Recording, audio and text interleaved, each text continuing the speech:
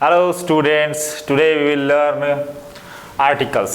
Articles तीन होते हैं, a and the, और जिसमें से a और n को कहा जाता है indefinite article और the को कहा जाता है definite article. तो the के बारे में मैंने कुछ चीज़ें लिखा हुआ हूँ, लेकिन सबसे पहले हम चर्चा करेंगे a और n. इन दोनों आर्टिकल के बारे में हम सबसे पहले चर्चा करेंगे. तो सबसे पहली बात कि a और n का प्रयोग आप कब करते हैं.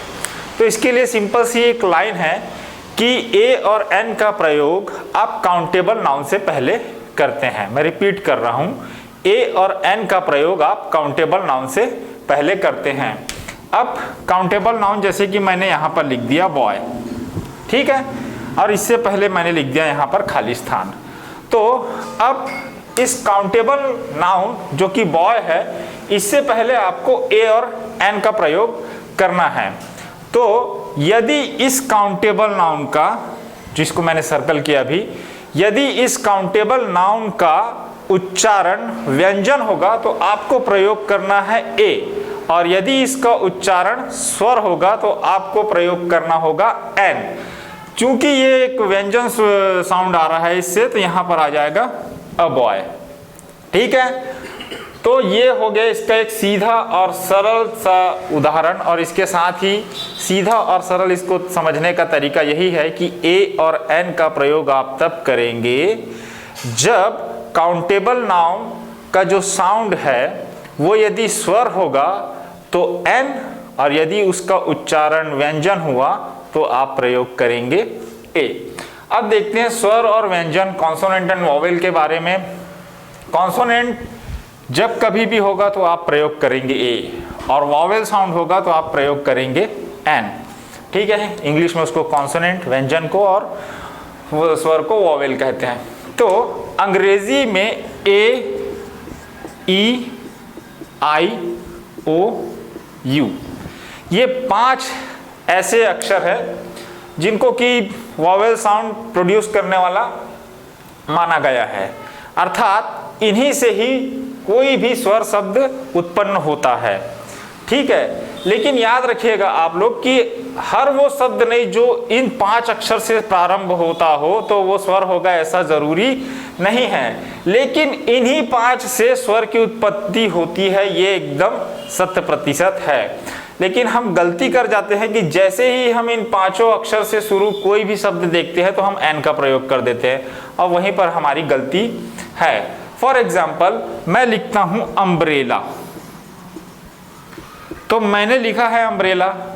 अब इस अम्ब्रेला का यदि मैं प्रोनाउंसिएशन को देखूं तो यहां पर आ रहा है अ.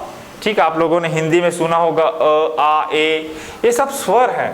तो जैसे ही आप इसको पढ़ते हैं अम्ब्रेला तो आपको यहाँ पर प्रयोग करना चाहिए n का. क्यों? क्योंकि इसका उच्चारण हो रहा है अ, अम्ब्रेला.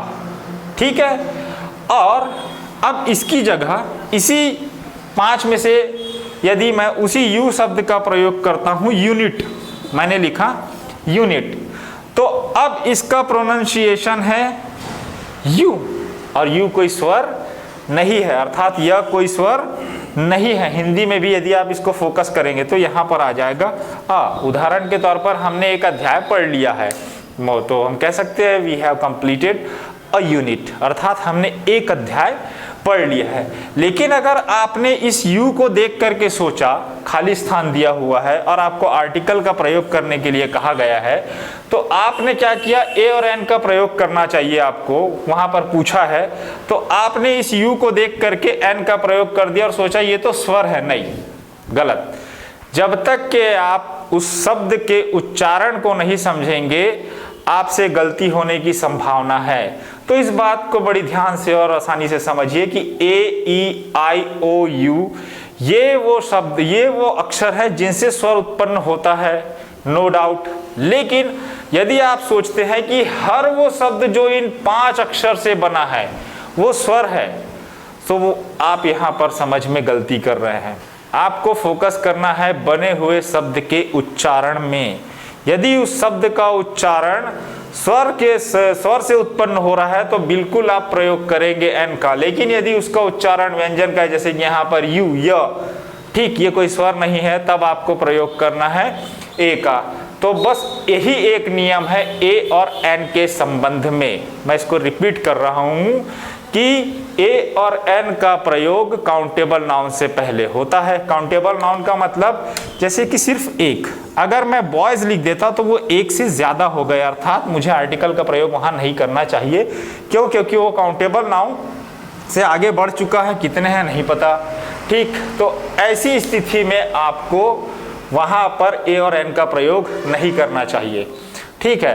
तो काउंटेबल नाउन से पहले और उस काउंटेबल नाउन के उच्चारण पर ही आपका ए और एन प्रयोग होना निर्भर करता है।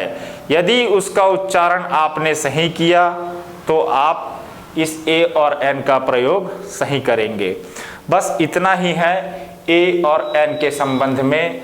अब इसमें जो गलतियां हैं उसको आप लोग ध्यान रखिएगा कि हर वो शब्द जो इन 5 जो मैंने लिखा हुआ ए, ई, आई, ओ, यू से प्रारंभ हो तो आप उसको यदि स्वर मान ले तो ये आपकी गलती है।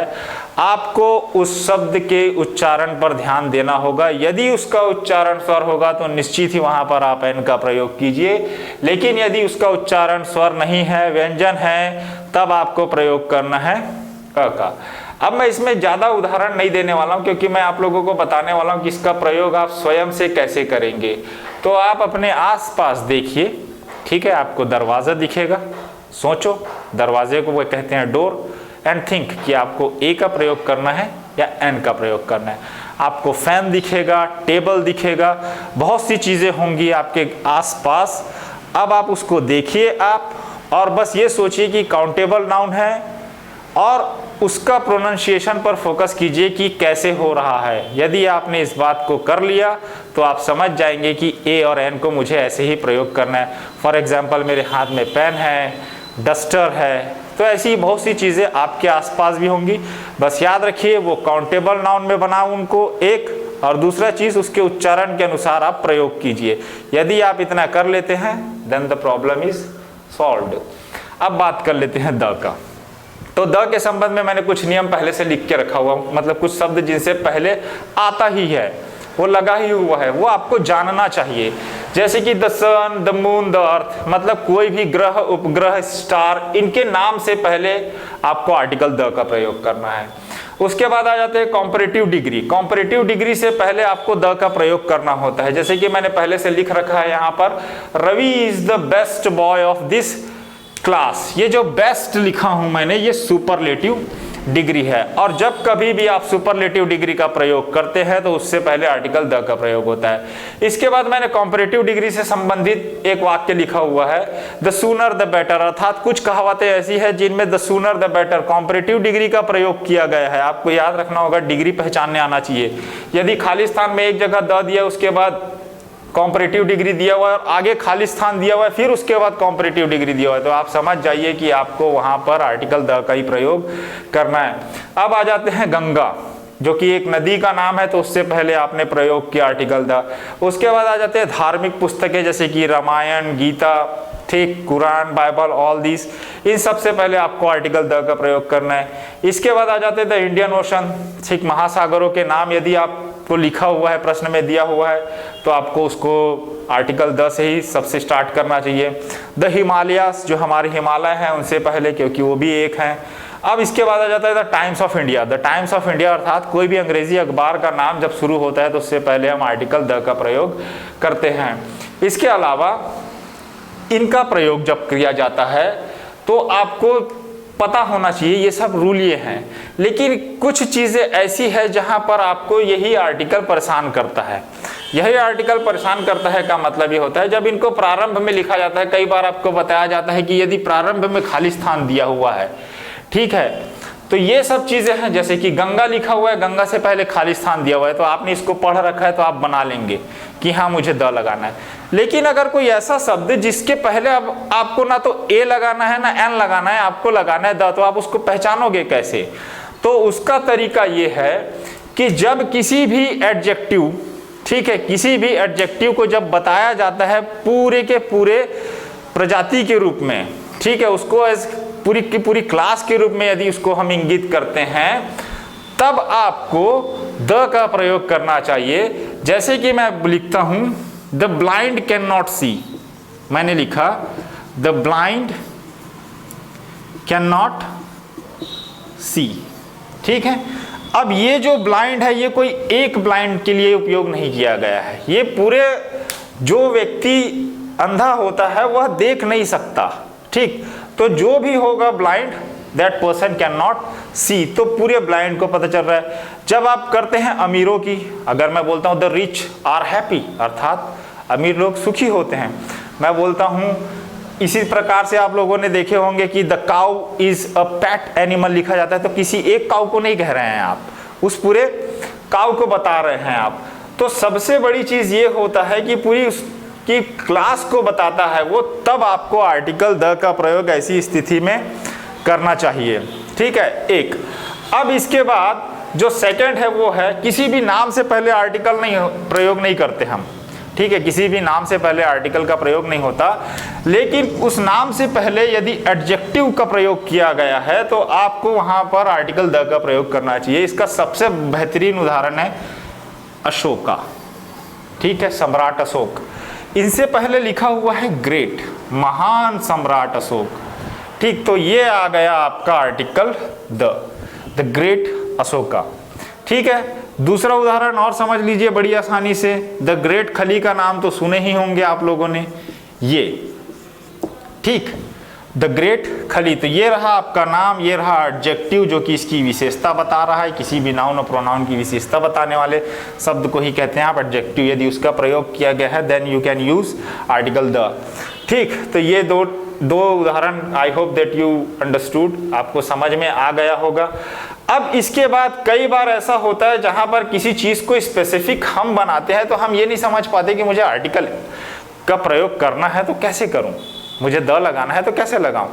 For example, the teacher who is teaching you is Ganesh Verma. मैं अपने ही बारे में बता रहा हूं, जो शिक्षक आपको पढ़ा रहे हैं वो गणेश वर्मा है, तो डेफिनेट है वो, क्योंकि आपको पता होगा ये जो मैंने स्टार्ट में ही कहा था डेफिनेट एंड इनडेफिनेट आर्टिकल, तो ये डेफिनेट आर्टिकल है। तो जब आप किसी चीज को डेफिनेट बनाते हैं इन अ सेंटेंस तो आपको उससे पहले द का प्रयोग करना चाहिए। फॉर एग्जाम्पल, अगर आपके आसपास कोई पुस्तक रखी होगी या आप किसी पुस्तक को देखते हैं तो आप बोलते हैं दिस इज द बुक, मतलब यही वो पुस्तक है, एकदम निश्चित रहते हैं आप, तभी कहते हैं this is the book that I want, जो कि मैं चाहता हूं कि मेरे पास हो, ऐसा। This is the book that I want, this is the book that I need, ऐसा कह सकते हैं। तो ऐसी परिस्थितियों में आपको अपने विवेक से सेंटेंस को समझते हुए क्या उस खाली स्थान में दिए गए शब्द, खाली स्थान के बाद दिए गए शब्द का अर्थ निश्चित हो रहा है, और यदि निश्चित हो रहा है तो आपको आर्टिकल द का प्रयोग करना चाहिए। एक, इसके अलावा कुछ चीजें हैं जो आपको कंफ्यूज कर सकती हैं, जैसे कि कुछ चीजें फ्रेज में बोली जाती हैं, ठीक है। तो जो फ्रेज में कहा जाता है जैसे कि इन द मॉर्निंग, ठीक है, ऑन द रोड, तो यहाँ पर आपको निश्चित है जैसे कि the boy is walking on the road, वो सड़क पर चल रहा है, ऐसा है। तो कुछ चीजें हैं जो फ्रेज में बनी हुई हैं वो वैसी ही रहती हैं, उसका बड़ी लंबी चौड़ी लिस्ट है। अगर आप इसको समझ जाएंगे तो उन लिस्ट को भी मैं आप लोगों को एक दिन इसी पर बता दूंगा। तो आई होप आज के लिए आप इन चीज़ों को पढ़िए and that is enough for all of you. लेकिन हाँ, ये इतना ही नहीं है, मैं इसको और कुछ ज़्यादा ऐड करूँगा। सब अगर आप इतना पढ़ लेते हैं, आई hope that you understand. Thank you so much.